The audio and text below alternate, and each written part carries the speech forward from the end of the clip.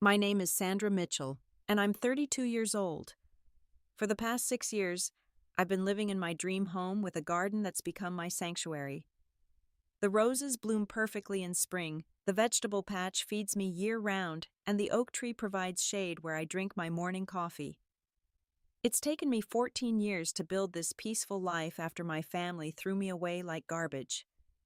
But last Tuesday, a phone call shattered that peace when the people who disowned me suddenly decided they needed something from me.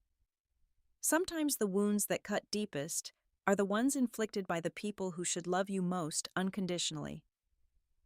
Before we dive into this story, I'd love to know where you're watching from. Drop your location in the comments below, and don't forget to hit that like button and subscribe for more real-life stories that'll make you question everything you thought you knew about family loyalty. Trust me, what happens next will show you just how far some people will go when they want something from the child they once threw away. Growing up in suburban Ohio, I thought every family had favorites until I realized ours was more extreme than most. My parents, Margaret and Robert Mitchell, were typical middle-class Americans who worked hard and dreamed of success. When my brother Kevin came along 6 years after me, everything changed in ways I was too young to understand at first. Kevin wasn't just the baby of the family. He became the golden child from the moment he drew his first breath. While I wore hand-me-downs from cousins, Kevin got brand new clothes from department stores. When report cards came home, my straight A's earned a glance and a good job, while Kevin's B's and C's were celebrated with ice cream trips and proud phone calls to relatives. I remember my 10th birthday party. Mom made a small cake and invited 2 neighbor kids. 3 months later, Kevin's 4th birthday was a massive backyard celebration with a bouncy house clown and 20 children from his preschool. When I asked why his party was bigger, Dad said, "Kevin's more social than you are." Christmas mornings told the same story. I'd get practical gifts like school supplies and winter coats. Kevin's pile reached the ceiling with toys, games, and electronics. Mom would say I was easier to shop for because I was grateful for anything. What she meant was, I'd learned not to ask for much because disappointment hurt less when you expected nothing. High school brought new levels of favoritism. Kevin played Little League Baseball, and my parents never missed a game. I was valedictorian editor of the school newspaper and captain of the debate team. The night of my graduation speech, Kevin had a playoff game. Guess which event my parents attended? I gave my speech to an audience that included every other graduate's family except mine. College planning exposed the real depth of their preference. When guidance counselors talked about my potential and the scholarships I'd earned, my parents seemed almost annoyed by my success. "Sandra's always been self-sufficient," Mom would say, as if independence was a character flaw rather than something they'd forced on me. Meanwhile, they were already opening a savings account for Kevin's future education. He was only 12, but they wanted to ensure he had options. I was 17 with acceptance letters to universities, but apparently I didn't deserve the same consideration. The message was clear. Kevin was the investment. I was the afterthought. But I kept believing that if I achieved enough, excelled enough, proved myself enough, they'd eventually see my worth too. I was wrong. Senior year brought the conversation that shattered my last illusions about family love. I'd been accepted to Northwestern University with a partial academic scholarship, but I still needed $15,000 for the first year. My parents had that money in savings. I knew because I'd overheard Dad telling Uncle Frank about their healthy emergency fund. I approached them carefully, presenting my acceptance letter like an offering. "Northwestern is ranked 5th in the nation for my major," I explained. "This scholarship covers 60% of tuition. With a small loan and part-time work, I could make this happen with just a little help." Mom barely looked up from the bills she was sorting. "Sandra, you know we can't afford college for both you and Kevin. We have to prioritize his future." "But Kevin's only 12, I said, my voice cracking. "He might not even want college. I'm here now with this opportunity." Dad set down his newspaper with an irritated sigh. "Kevin will need our support when the time comes. You've always been independent. You'll find a way." That's when something inside me broke. 18 years of swallowing my hurt, of accepting their explanations, of believing I wasn't worthy of their love came pouring out. "Find a way," I shouted. "I've been finding my own way since I was 6 years old. You've given Kevin everything while I've had to earn every scrap of attention. You missed my graduation for his baseball game. You spend more on his birthday parties than you've spent on me in entire years. When do I get to matter?" The silence that followed was deafening. Then Kevin walked into the kitchen, took one look at the scene, and decided to make everything worse. "Why is Sandra yelling?" he asked, with that innocent voice he'd perfected. "She's upset about college," Mom said, already shifting into protective mode. Kevin's eyes lit up with an opportunity for drama. "She yelled at me earlier, too.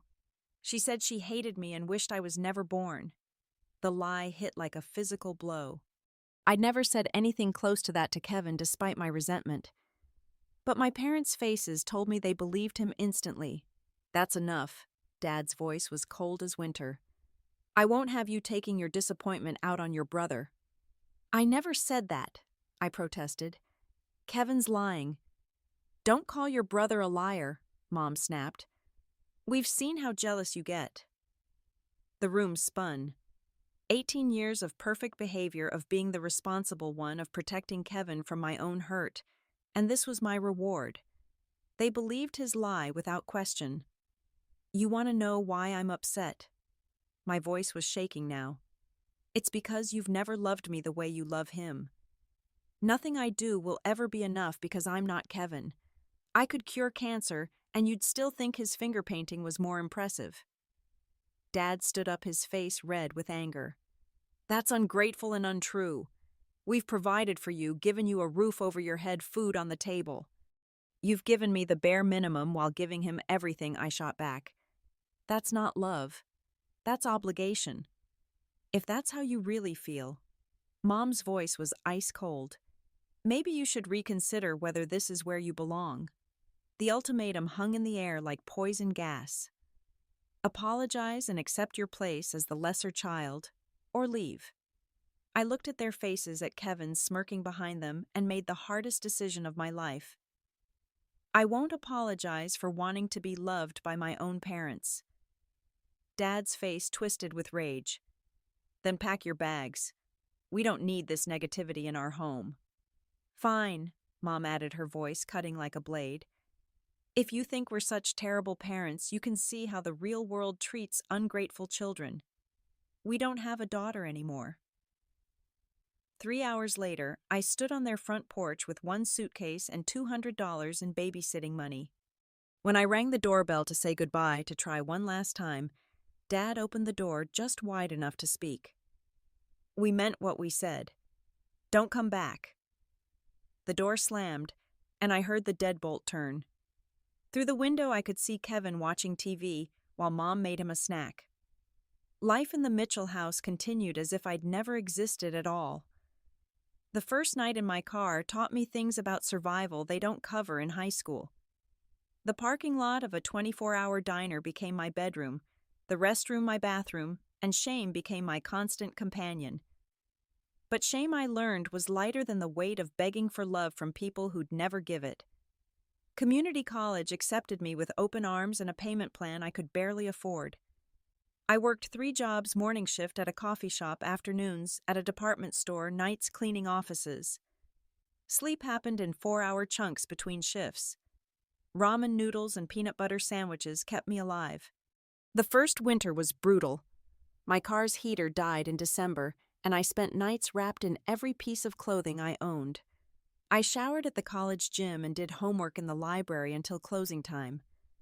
Other students complained about dorm food while I counted quarters for the vending machine. But something amazing happened during those dark months. I discovered I was stronger than I'd ever imagined. Every small victory felt enormous. Earning my first A in college algebra meant more than any grade I'd received at home. The day I saved enough for a deposit on a tiny studio apartment, I cried tears of pure joy. A chance encounter at the local bank changed my trajectory. While applying for a small student loan, I met Mrs. Patricia Chen, a loan officer who took interest in my story. She became my first real mentor, teaching me about credit investments and financial planning. She saw potential in me that my own parents had missed. "You have something special," she told me during one of our coffee meetings. "You understand the value of money because you've had to fight for every dollar. That's going to serve you well in business." She was right. I transferred to Ohio State with a partial scholarship and a clear vision. Business and finance became my passion partly because I never wanted to feel financially powerless again. I studied while classmates partied, worked while they relaxed, and graduated summa cum laude with job offers from 3 firms. At 22, I started as a junior analyst at Morrison Investment Group. The 70-hour weeks didn't faze me. I'd been working that much since I was 18. What thrilled me was earning respect based on merit, rather than family position. My reports were thorough, my recommendations sound, and my dedication obvious. Promotions came steadily. Junior analyst became senior analyst, then portfolio coordinator, then assistant manager. Each raise felt like vindication. By 25, I was earning more than my father ever had. By 26, I'd saved enough for a house down payment. The house hunt took months because I was picky. I wanted something with potential, something I could transform with my own hands. When I found the 1950s ranch with the overgrown yard and dated interior, I knew it was mine. The bones were solid, the neighborhood quiet, and the backyard begged for a garden. Renovation became my therapy. Stripping wallpaper felt like peeling away old hurts. Painting walls gave me control over my environment. But the garden was where I found real peace. Starting with soil tests and drainage plans, I designed something beautiful from nothing. Roses for beauty, vegetables for sustenance, herbs for cooking, and a small meditation area under the oak tree. The local gardening club welcomed me enthusiastically. These neighbors became my chosen family, sharing seeds advice and Sunday morning coffee. When the regional magazine featured my garden in their Hidden Gems section, I felt a pride my parents had never fostered. Dating proved challenging because family trauma leaves invisible scars. Potential partners couldn't understand why I didn't talk to my parents, or why holidays made me anxious. Some pushed for reconciliation, not understanding that estrangement was sometimes healthier than relationship. Therapy helped me process the layers of rejection and favoritism I'd endured. Dr. Sarah Williams taught me that boundaries weren't walls, they were gates I controlled. Learning to recognize manipulation and emotional blackmail became crucial skills. By 32, I'd built a life that teenage Sandra could never have imagined. My career was thriving, my home was beautiful, my garden was featured in magazines, and my chosen family was loving and supportive. The scared girl who'd slept in her car had become a confident woman who owned her destiny. Some evenings, sitting under my oak tree with coffee and watching the sunset paint my garden golden, I felt genuine gratitude for being thrown away. It had forced me to become the person I was meant to be rather than the diminished version my family had expected me to remain. Tuesday evening found me deadheading roses when my phone rang. The number was unfamiliar, so I almost declined. Something made me answer, and the voice that greeted me nearly dropped me to my knees. "Sandra, sweetie, is that you? Margaret Mitchell, my mother." After 14 years of silence, her voice sounded smaller, older, but unmistakably hers. My hands shook as I sat down hard on my garden bench. "Mom." The word felt foreign on my tongue. "Oh, honey, it's so good to hear your voice. We've missed you so much. How are you? Are you well? Are you happy?" The questions tumbled out with false warmth that made my skin crawl. This woman had thrown me away, slammed the door in my face, told me I was no longer her daughter. Now she wanted to chat like we were old friends catching up. "I'm fine." I managed my voice, carefully neutral. "How did you get this number?" "Oh, your cousin Linda gave it to me. We ran into her at the grocery store, and she mentioned she'd reconnected with you on social media. Your house looks beautiful in those photos, Sandra. You've done so well for yourself." There it was. They'd been watching my life from a distance, seeing my success, and now they wanted something. The timing wasn't coincidental. What do you want, Mom?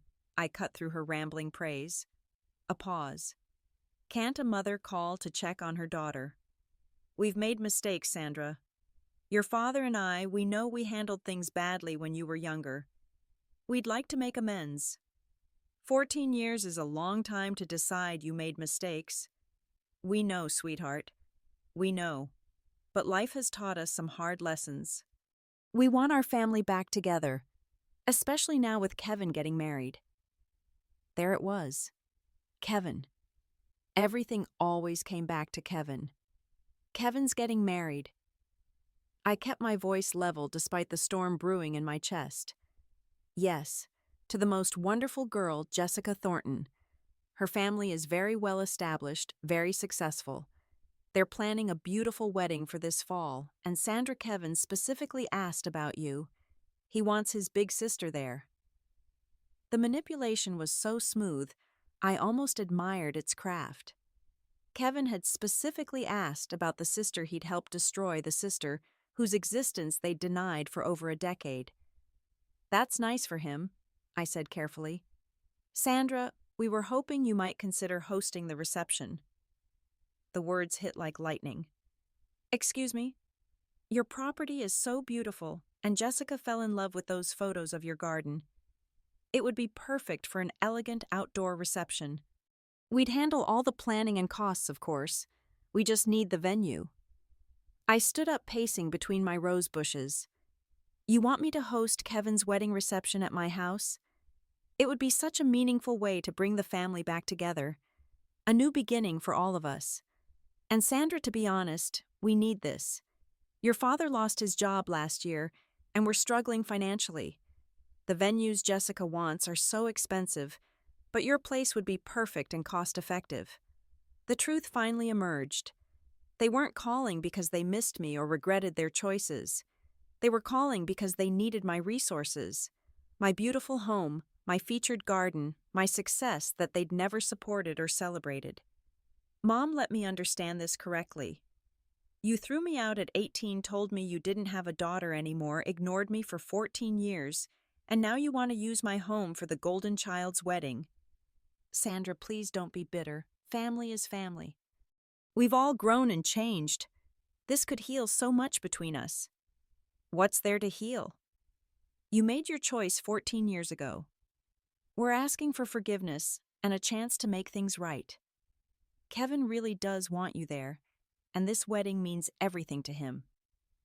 I looked around my sanctuary, imagining it invaded by people who'd never cared about my existence until they needed something. The answer is no. Silence. Then Margaret's voice changed, losing its saccharine sweetness. Sandra, I think you're being unreasonable. After everything we've done for you growing up, surely you can do this one thing for your family. Everything you did for me. You provided the legal minimum while lavishing Kevin with love and resources. That's not family. That's obligation. Don't be dramatic. We loved you both equally. Mom, you missed my high school graduation for Kevin's Little League game. You refused to help with college but started saving for his education when he was 12. You threw me out for daring to ask for equal treatment. That's not equal love. You're remembering things wrong. You were always jealous and difficult. The gaslighting was automatic, reflexive. 14 years later, she was still rewriting history to protect her narrative. I'm remembering things exactly as they happened. The answer is still no. Sandra Michelle Mitchell, you listen to me. Kevin is getting married once in his lifetime. This is important to our family's future. Jessica's family has connections that could help Kevin's career. You're being selfish. The entitled tone, the use of my full name like I was still a child to be scolded, the assumption that Kevin's future mattered more than my boundaries. Nothing had changed. Kevin's future isn't my responsibility. You made that clear when you chose him over me repeatedly. That's not what happened. You're twisting everything. Kevin specifically asked for this, Sandra. He wants to make amends too. Then Kevin can call me himself. He will. He's planning to. But Sandra, please think about this rationally. You have this beautiful space going unused. We're family. Family helps family. Family helps family, I repeated slowly. Where was that philosophy when I needed help, when I was sleeping in my car, when I was working 3 jobs to afford community college, when I graduated summa cum laude with no family there to celebrate? You never told us you were struggling. I shouldn't have had to tell you. You threw me away, remember? You slammed the door and said you didn't have a daughter. Another pause. When Margaret spoke again, her mask was slipping entirely. Fine, be stubborn. But don't blame us when this family falls apart because you couldn't find it in your heart to forgive. The family fell apart 14 years ago when you chose favorites. I'm just refusing to pretend it didn't happen. The line went dead. I stood in my garden phone in hand, shaking with rage and vindication. They'd shown their true colors within minutes. No genuine apology, no acknowledgement of real harm done, just demands disguised as requests for forgiveness. But I knew this wasn't over. Margaret Mitchell didn't give up easily when she wanted something, and clearly they desperately needed my venue. The question was how far they'd go to get it. The harassment began the next morning. My phone rang before 7 a.m. with Kevin's number flashing on the screen. Against my better judgment, I answered. Sandra Sis. Oh my God, I can't believe we're finally talking. Kevin's voice was enthusiastic, warm, exactly the tone he'd used as a child when he wanted something, and knew his charm usually worked. Hello, Kevin. I heard Mom called you yesterday about the wedding. I'm so excited about the possibility of having it at your place. Jessica is absolutely in love with your garden from the photos. It would mean the world to us. Kevin, I told Mom, no, I'm not hosting your wedding. But why we're family? I know things were weird when we were kids, but we're adults now. Can't we move past all that drama? Weird. I couldn't help the bitter laugh. Kevin, you lied about me threatening you, which gave our parents the excuse they needed to throw me out. That's not weird. That's cruel. Sandra. I was 12, I barely remember that fight. Kids say stupid things when they're upset. Surely you can forgive something I did as a child. The deflection was smooth practiced. No acknowledgement of the lie, no apology for the consequences, just minimization and expectation of forgiveness. I can forgive a child's mistake. I can't forgive 30 years of watching your parents favor you while treating me like an afterthought, then being thrown away when I dared to object. But that's ancient history. Look how successful you are now. Maybe being on your own was actually good for you. It made you strong and independent. I had to sit down. He was reframing my trauma as a gift, my abandonment as character building. The audacity was breathtaking. Kevin being thrown out at 18 wasn't a favor. It was devastating. Okay. Maybe Mom and Dad handled it badly. But Sandra, this wedding is my chance to start fresh with Jessica's family. Her father owns 3 car dealerships. He might offer me a management position. This reception could change my entire future. Everything was still about Kevin's future, Kevin's opportunities, Kevin's needs. Some things never changed. Then find another venue. We can't afford the places Jessica wants. Her family expects something elegant. Your house would be perfect and it wouldn't cost us anything. It would cost me plenty. My peace, my privacy, my sanctuary, invaded by people who've treated me like garbage for decades. You're being dramatic. It's one day. It's my home, Kevin. The answer is no. The warmth disappeared from his voice instantly. You know what, Sandra, I tried to be nice, but you're still the same selfish, bitter person you always were. No wonder Mom and Dad had problems with you. And there was the real Kevin, the one who'd learned manipulation and cruelty at our parents' knees. Goodbye, Kevin. I hung up and immediately blocked his number. But the calls kept coming. Cousin Linda, Aunt Sarah, Uncle Frank, even my grandmother called with variations of the same message: family comes first. Sandra should forgive and forget. Kevin deserves this chance. I'm being unreasonable. Each conversation revealed how thoroughly Margaret had poisoned the family narrative. According to their version, I'd been a difficult teenager who'd chosen to cut off contact. My struggles, my achievements, my 14 years of silence were either unknown or minimized. By Thursday, the calls had become aggressive. Margaret phoned my office, somehow getting past the receptionist to my direct line. "Sandra, I'm disappointed in your selfishness. This wedding could be Kevin's big break, and you're sabotaging it out of spite." "Mom, I'm at work. Please don't call here again. I'll call wherever I need to until you see reason. That house is too big for one person anyway. You should be sharing it with family." I hung up and asked our receptionist to screen my calls. But Friday brought a new horror. Margaret showed up at my office building. I was returning from lunch when I saw her in the lobby, dressed up and looking every inch the concerned mother. She spotted me immediately and launched into performance mode. "Sandra, sweetheart, I was hoping we could talk face to face." Every head in the lobby turned. My coworkers' clients, building security, all witnessed this family drama playing out in my professional space. Heat flooded my face as Margaret approached with arms outstretched for a hug I absolutely didn't want. "Mom, you can't be here. This is my workplace." "I know, honey, but you won't return my calls. I'm worried about you. You seem so angry and bitter. That's not healthy." Her voice carried across the marble lobby designed for maximum audience impact. I could see my colleagues pausing, pretending not to listen while absorbing every word. "I'm not angry or bitter. I'm setting boundaries.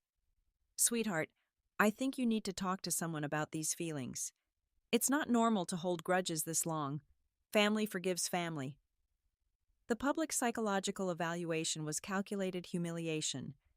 Margaret had always been skilled at making her victims look unstable while positioning herself as the reasonable party. "Mom, you need to leave. Now. I just want my daughter back. I want our family healed. Why won't you let me love you?" The tears were perfectly timed, just enough to seem genuine without ruining her makeup. Several people in the lobby were now openly staring, some with sympathy for the heartbroken mother being rejected by her cold daughter. "Security," I called to the desk. "This woman is harassing me. I need her escorted out." Margaret's eyes widened in shock and hurt that looked completely authentic. "Sandra, how can you do this to your own mother?" "Ma'am, you need to come with me," the security guard said gently, clearly uncomfortable with what appeared to be a family dispute. "Of course," Margaret said with dignity. "I understand my daughter is going through a difficult time. I'll respect her space for now." As they walked toward the exit, she called back, "I love you, Sandra. We all do. When you're ready to heal this family, we'll be waiting." The lobby fell silent, except for the clicking of her heels on marble. I stood there, face burning with humiliation, knowing this story would spread through the office by end of day. My boss, Jennifer Walsh, appeared at my elbow. "Sandra, everything okay? Do you need to take the rest of the day?" "I'm fine. I managed. Family drama. It's handled. If you need to talk, my door's always open. And don't worry about what people think. We've all got family issues." Her kindness nearly broke me.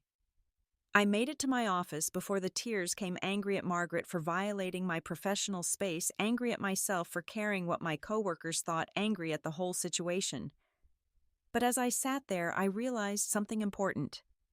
Margaret's public manipulation had backfired.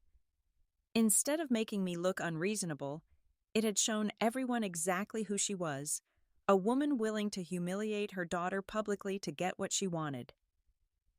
The weekend brought blessed silence. No calls, no visits, no drama. I spent Saturday in my garden, weeding and mulching, letting the physical work calm my nerves. Sunday morning found me under the oak tree with coffee and the newspaper, feeling centered for the first time all week. That's when the cars arrived. The first car pulled into my driveway at 9:30 Sunday morning. Through my kitchen window, I watched Margaret and Robert emerge, followed immediately by a second car containing Kevin and a blonde woman who must be Jessica. A third car disgorged Uncle Frank, Aunt Sarah, and my cousin Linda. My heart started racing as I realized what was happening. This wasn't a social visit. This was a coordinated invasion. I stepped onto my front porch as the group assembled on my lawn. Margaret's face lit up with a smile that didn't reach her eyes. Sandra, surprise. We thought it would be nice to see your beautiful home in person. You can't just show up here uninvited. Nonsense. We're family. Margaret gestured broadly at the assembled relatives. Everyone wanted to see what you've accomplished. We're so proud of you. Kevin stepped forward with Jessica clinging to his arm. She was exactly what I'd expected, polished, pretty, and clearly uncomfortable with the family drama she was witnessing. Sis, I wanted Jessica to see the space so she could envision the reception setup. Babe, isn't this garden absolutely perfect? Jessica nodded uncertainly, her eyes darting between Kevin and me. It's lovely, but Kevin, I thought Sandra had already agreed to host.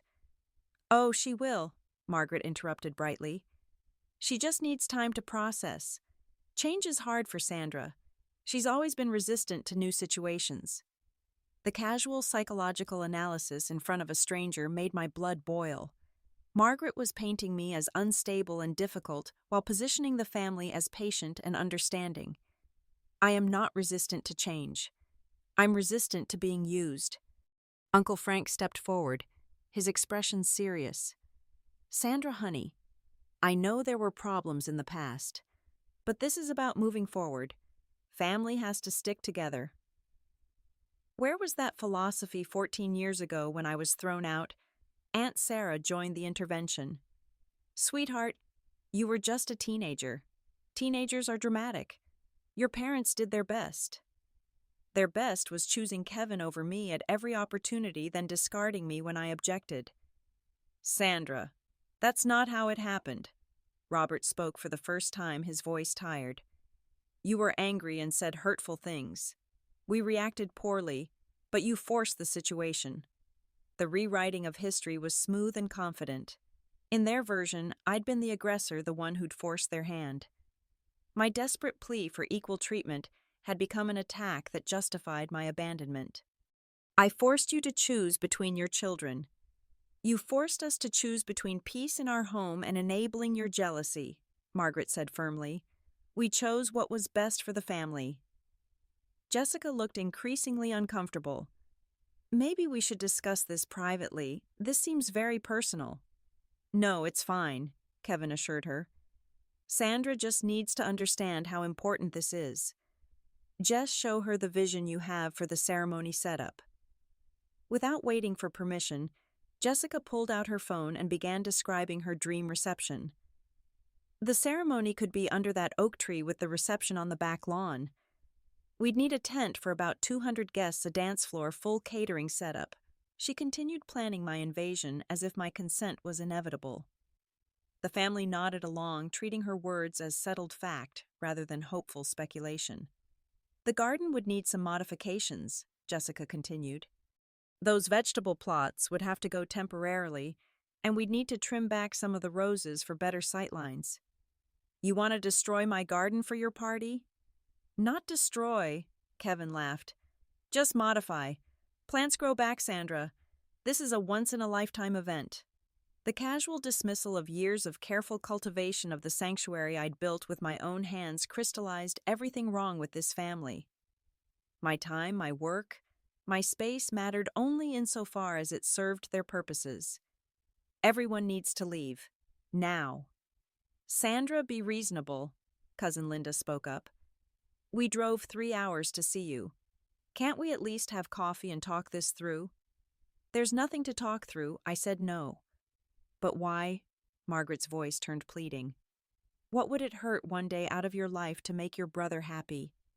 Because you threw me away when I needed you, most ignored me for 14 years, and now you want to use my success for your benefit. That's what would hurt. The family exchanged glances, clearly having planned for this resistance. Uncle Frank cleared his throat. Sandra, I think you're being a little selfish here. Family means making sacrifices for each other. I've made plenty of sacrifices.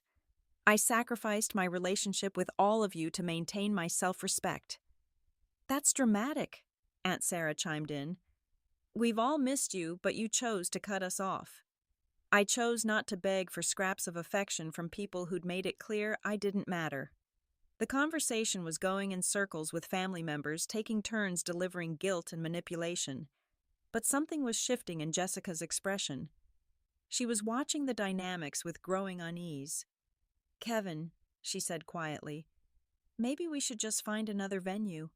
Your sister clearly isn't comfortable with this." "She'll come around," Kevin assured her. "Sandra's always been stubborn, but she's not heartless. She won't ruin my wedding over old grudges." The assumption that I'd eventually cave, that my boundaries were negotiable, that my refusal was just theatrical resistance to be overcome, showed how little any of them knew about the woman I'd become. "I need everyone to leave my property immediately." "Or what?" Margaret's mask slipped slightly. "You'll call the police on your own family, if necessary." "Sandra Mitchell, that is enough." Robert's voice carried the authority he'd used when I was a child. "We are your family.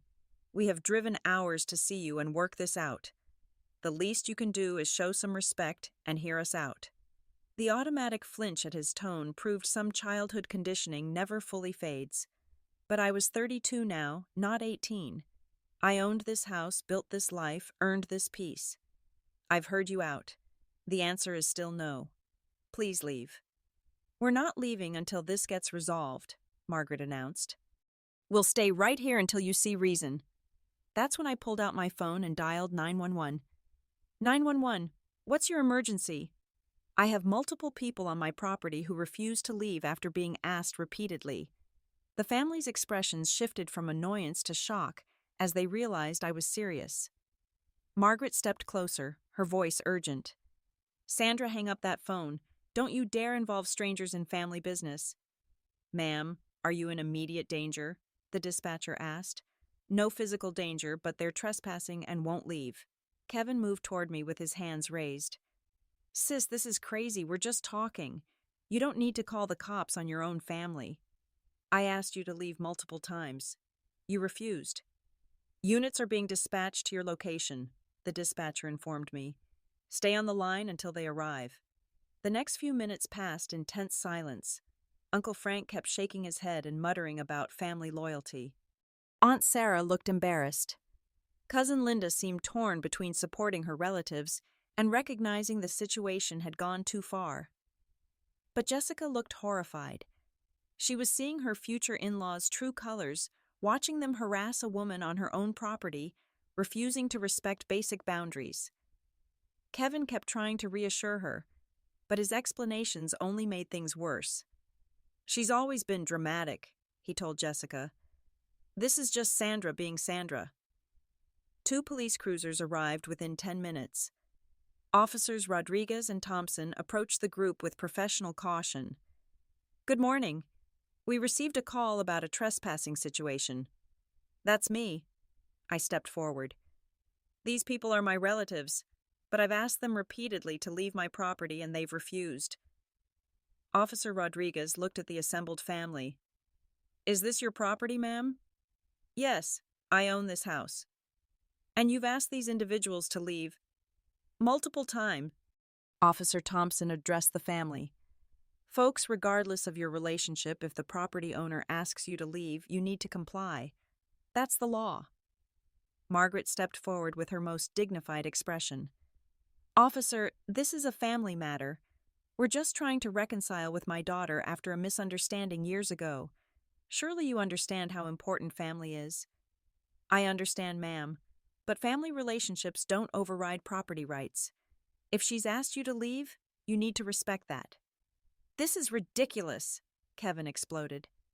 "She's calling the police on her own family over a simple conversation. Officers, my sister has always had problems with authority and conflict resolution. She's being completely unreasonable." Officer Rodriguez's expression hardened. "Sir, we're not here to mediate family disputes. We're here because the property owner reported trespassing. That's a legal matter, not a family matter." Robert tried a different approach. "Officers, we understand Sandra's position, but this involves my son's wedding. Surely there's some way to work this out without involving law enforcement. The way to work it out is for you to leave when asked." Officer Thompson replied firmly. Ma'am, he addressed me, do you want these individuals to remain on your property? No, I want them to leave immediately. Folks, you heard her. You need to vacate this property now. The family looked around at each other, clearly hoping someone would find a magic argument to change the situation. When none appeared, they began moving toward their cars with varying degrees of reluctance and resentment. But the damage to family relationships was just beginning. As they prepared to leave, the real confrontation erupted. Sandra Michelle Mitchell. Margaret's voice shook with rage. I cannot believe you would humiliate your family this way. In front of strangers, in front of Jessica. You've always been selfish, but this is a new low. Something inside me snapped. 14 years of silence, of swallowing their narrative, of letting them rewrite history to protect their image came to an end. Humiliate the family. You threw me out at 18 and told the world I chose to leave. You've spent 14 years lying about what happened, making me the villain in your story. You show up at my home uninvited, plan to destroy my garden for your golden child's wedding, and when I refuse, you won't leave. But I'm the one humiliating the family. Uncle Frank looked uncomfortable. Sandra, maybe there's more to this story than we knew. There's a lot more. I turned to face the assembled relatives. Did you know I was valedictorian? Did you know I graduated summa cum laude from Ohio State? Did you know I sent them a graduation invitation that came back unopened? Did you know I tried to reconnect 5 different times over the years and was ignored every time? Cousin Linda's face paled. Sandra, Mom told us you didn't want contact with the family. I wrote letters, I called. I sent Christmas cards for 3 years. Everything was returned or ignored. But somehow Margaret convinced you all that I was the one choosing isolation. The family members began exchanging uncertain glances. Margaret's version of events was cracking under scrutiny. That's not how it happened, Margaret protested, but her voice lacked conviction. Show them the letters, Mom, I challenged. Oh, wait, you threw them away unopened. Show them the Christmas cards. Oh, right, you returned those too. Aunt Sarah looked confused. Margaret, you said Sandra never tried to contact us. She's twisting everything. Kevin jumped to his mother's defense. Sandra's always been good at making herself the victim. Kevin, you lied about me threatening you to give them an excuse to throw me out. You were 12, so I forgave that lie. But you've spent 20 years benefiting from it. Even now you're trying to gaslight me in front of police officers. Jessica, who had been silent through most of this, finally spoke. Kevin, is that true? Did you lie about your sister? It was 14 years ago. I was a kid. Why does it matter now? Because it destroyed my relationship with my family, I shouted. Because you got everything while I got nothing, and when I dared to ask for equal treatment, your lie gave them the excuse they needed to discard me completely. Officer Rodriguez stepped forward. Folks, we really need you to move this conversation off the property. This is getting heated, and neighbors are starting to watch. Indeed, several neighbors had emerged to witness the spectacle. Mrs. Patterson from next door gave me a supportive wave. The Johnsons across the street looked concerned but ready to help if needed. Sandra, Uncle Frank's voice was quiet. If what you're saying is true, it's all true. Every word. And you know what the worst part is? They're not here because they miss me or regret their choices. They're here because they need my house for Kevin's wedding. They can't afford the venues Jessica wants, so they thought they'd manipulate the family reject into providing free space. The silence that followed was deafening. Jessica stared at Kevin with growing horror. The extended family looked between Margaret and me, clearly reevaluating everything they'd been told. That's not... We genuinely want to reconcile, Margaret tried weakly. Then why didn't you call on my birthday? Why didn't you reach out when the local magazine featured my garden? Why didn't you congratulate me on my promotions when Linda posted about them on social media? The only time you called was when you needed something. Margaret had no answer. The timing was too obvious, the manipulation too clear. Officer Thompson checked his watch. Folks, we really need to wrap this up. You need to leave the property now or we'll have to issue citations. We're going, Robert said quietly. Sandra, we'll call you later to discuss this properly. Don't. I've said everything I need to say. If you want a relationship with me, you can start by acknowledging the truth of what happened and offering a genuine apology, not because you need something, but because you recognize the harm you caused. As the family moved toward their cars, Jessica hung back. Sandra, I'm sorry about all this. I didn't know the full story. It's not your fault, Jessica. You're seeing who they really are now. Make your decisions accordingly. She nodded and hurried after Kevin, who was already in the car looking thunderous. The last thing I heard as they drove away was Margaret saying loudly, "She's always been dramatic. This is exactly why we had problems with her." Even in defeat, she couldn't acknowledge any wrongdoing. Some people never change. As the police cars pulled away and my neighbors retreated to their homes, I stood alone in my driveway, shaking with adrenaline and emotion. But underneath the turmoil, I felt something unexpected relief. The truth was finally out. The family narrative had been shattered, and I had protected my sanctuary from invasion. Whatever came next, I had stayed true to myself and my boundaries. That was worth more than any family reconciliation built on lies and manipulation. The days following the confrontation brought a strange mixture of peace and chaos. My phone buzzed constantly with calls I didn't answer, and voicemails I eventually deleted without listening. But my house felt more like a sanctuary than ever before. Tuesday afternoon brought an unexpected call from Uncle Frank. Unlike the others, his voice carried genuine concern rather than manipulation. Sandra, I owe you an apology. I had no idea about the letters or how hard you tried to reconnect. Margaret always made it sound like you wanted nothing to do with us. His words carried weight because Uncle Frank had always been the most honest member of the family. If he was questioning Margaret's narrative, others would follow. I tried for 3 years, Uncle Frank. Every attempt was either ignored or returned. I believe you. And I'm sorry we didn't question the story more. Looking back, there were signs that things weren't adding up. Your cousin Linda is pretty upset about being lied to. How's everyone handling the truth? Frank sighed heavily. Kevin's furious, blaming you for ruining his engagement. Jessica's having second thoughts about the whole family. Margaret's doubling down, claiming you're rewriting history. But some of us are starting to see the pattern. What pattern? The way she's always controlled information-managed relationships, made sure she looked good, while others looked bad. Sarah and I talked for hours yesterday about things we'd overlooked or explained away. It felt strange to have family members finally questioning Margaret's version of events. For 14 years, I'd been the designated villain in her story. Having someone consider my perspective was both validating and painful.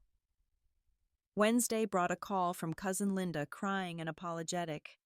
Sandra, I'm so sorry. Mom showed me the Facebook posts where I mentioned your promotions and house photos. I had no idea Margaret was watching your life but telling us you didn't want contact. She needed to know how I was doing so she could maintain the narrative that I was fine without family.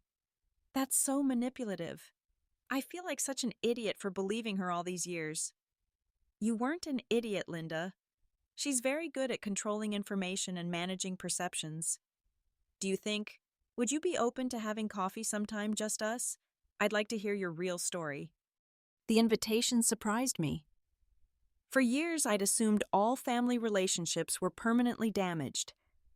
But Linda's genuine remorse and desire to understand opened a door I'd thought was sealed forever. I'd like that. But Linda, this has to be separate from the rest of the family drama. I can't handle being pulled into the middle of their dysfunction again. Absolutely. This is about me getting to know my cousin again, not about family politics.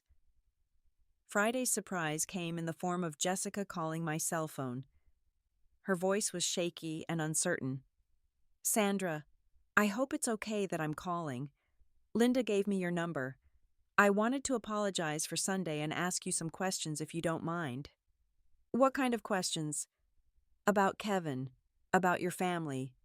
Sandra, I'm seeing things that worry me, and I don't know if I'm overreacting or if my concerns are valid. We talked for over an hour. Jessica described Kevin's entitled attitude about the wedding costs his assumption that his wants automatically became everyone else's obligations, his dismissive treatment of her concerns about family drama. He keeps saying you're just jealous and dramatic, but Sandra, what I saw, Sunday didn't look like jealousy. It looked like someone protecting themselves from people who'd hurt them. Trust your instincts, Jessica. You saw how they behaved when they didn't get their way. Kevin's already talking about other ways to pressure you into hosting the wedding. He seems to think your refusal is just a negotiating tactic. The information didn't surprise me. But it confirmed that Kevin hadn't learned anything from Sunday's confrontation.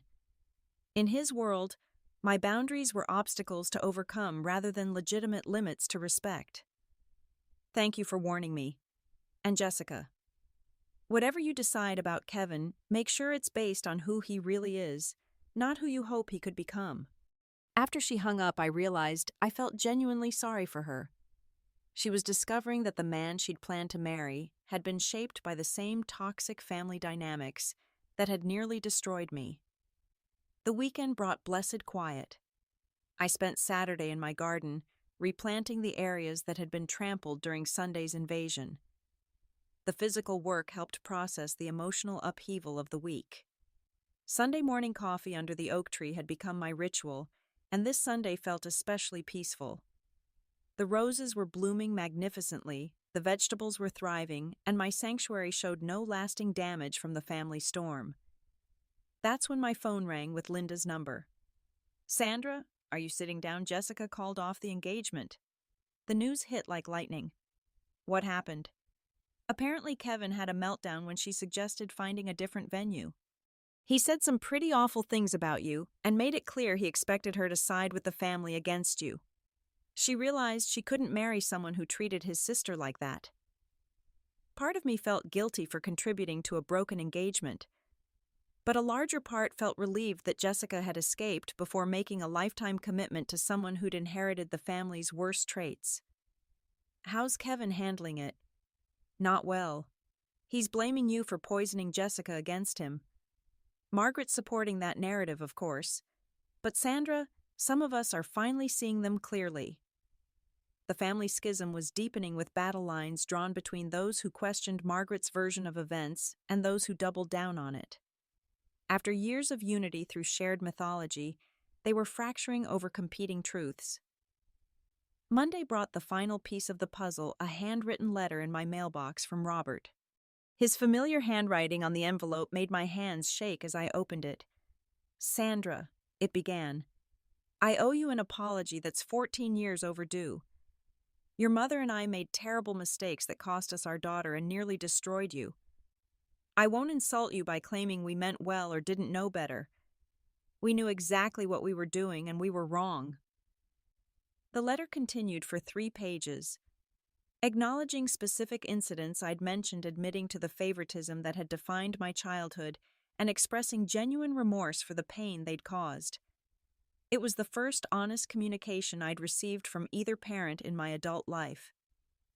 I know this letter doesn't undo the damage we caused, he concluded, but I wanted you to know that at least one of us recognizes the truth of what happened and takes full responsibility for our failures as parents. You deserved better from us, and I'm sorry we weren't capable of giving it to you then. I hope someday you might consider letting me try to be a better father now, but I understand if that's not possible. You owe us nothing after everything we put you through. I read the letter 3 times, crying harder each time. It was the acknowledgement I'd dreamed of as an 18-year-old, the validation I'd stopped hoping for years ago. But it also raised complicated questions about forgiveness boundaries and whether some relationships could be rebuilt from such damaged foundations. Dr. Williams helped me process the conflicting emotions during our next therapy session. Sandra, you don't have to decide anything immediately. You can sit with these feelings and see what feels right over time. I never thought he'd actually acknowledge what happened. Part of me feels vindicated, but another part feels sad that it took this long. Both reactions are completely valid. You've spent 14 years building a life without them. Any decision about letting them back in should be based on what serves your well-being now, not what you wished for in the past. Her words reminded me of something crucial. I was no longer the desperate 18-year-old who'd been thrown away. I was a successful 32-year-old woman with a beautiful life and strong boundaries. Any relationship with family would have to be on my terms. Over the following weeks, I had coffee with Linda twice and lengthy phone conversations with Uncle Frank and Aunt Sarah. Each interaction revealed more about how Margaret had manipulated family perceptions and managed information to maintain her preferred narrative. Kevin, meanwhile, had doubled down on blaming me for his broken engagement and was rallying anyone who'd listened to his version of events. Margaret supported him, completely spinning elaborate theories about my jealousy and vindictiveness. But their audience was shrinking. Too many family members had witnessed Sunday's confrontation and found my version more credible than their increasingly frantic denials. 3 months later, I made a decision about Robert's letter. I called him on a quiet Tuesday evening. "Sandra." His voice was hopeful and uncertain. "Hi, Dad. I got your letter. I meant every word of it." "I know. That's why I'm calling. I think we might be able to have a relationship, but it would have to be very different from what we had before." "I understand. Whatever boundaries you need. It would be just you and me at first. No family gatherings, no pressure to reconcile with Mom or Kevin, no expectations that I'll forget what happened. Can you accept that?" "Yes, Sandra. I just want the chance to know the woman you've become and maybe earn some small piece of forgiveness." We talked for an hour, establishing ground rules and expectations. It wasn't easy, and there were moments of tension when old patterns tried to resurface. But for the first time in my adult life, I felt like I was talking to someone who saw me as a person rather than a problem to manage. The conversation ended with plans for lunch the following weekend, just the two of us in neutral territory. It wasn't a fairy tale reconciliation, but it was a beginning based on honesty rather than manipulation. As I hung up the phone and walked out to my garden for evening watering, I reflected on how much had changed since that phone call in April. The family I'd thought was permanently lost had fractured and partially reformed around truth instead of mythology. Some relationships were irreparable. Margaret and Kevin remained committed to their victim narrative, unable to acknowledge any wrongdoing, but other connections had been salvaged and rebuilt on healthier foundations. My garden looked magnificent in the golden evening light, roses blooming in abundance, vegetables thriving in neat rows, the oak tree providing sheltering shade. This sanctuary I'd built with my own hands remained exactly as I'd designed it, unmarked by invasion or compromise. I'd protected what mattered most: my peace, my boundaries, and my hard-won sense of self-worth. Whatever relationships survived or developed from here would be based on mutual respect, rather than family obligation. Standing under my oak tree with the setting sun painting everything golden, I felt something I'd never experienced before: complete peace with my choices and genuine gratitude for the life I'd built from nothing. Sometimes the family that throws you away does you the greatest favor of all. They force you to discover who you really are and what you're truly capable of becoming. And what I'd become was enough. Have you ever had family members show up uninvited, demanding something after years of treating you poorly? How did you handle people who refuse to respect your boundaries? Drop your stories in the comments below, and let me know if you think I made the right choice by standing my ground. Don't forget to like this video. If my story resonated with you, subscribe for more real-life family drama stories, and share this with anyone who's ever felt like the black sheep of their family. Your support means everything to me, and I hope my experience helps others find the courage to protect their peace too. Remember, you don't owe anyone access to your life just because you share DNA. Sometimes the bravest thing you can do is walk away from toxic people even when they're family. Thank you for listening to my story, and I'll see you in the next video. Take care of yourselves and remember that your happiness matters too.